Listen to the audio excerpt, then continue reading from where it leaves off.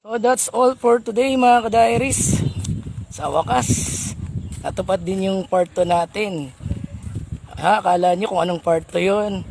Yung sinasabi kong part 2 na yun, ano yun, diaring naman yun. Itong part 2 na sinasabi ko, lakwatsa yun. So syempre, namimiss na nating maglakwatsa eh. So ano pa nga ba? Natupad pa rin talaga yung part 2 ng alin. Yung pagpunta natin ulit dito sa Barangay Tagalag. So ayan o. Ganda, amazing. So maraming salamat sa panonood at pagsubaybay sa video na ito.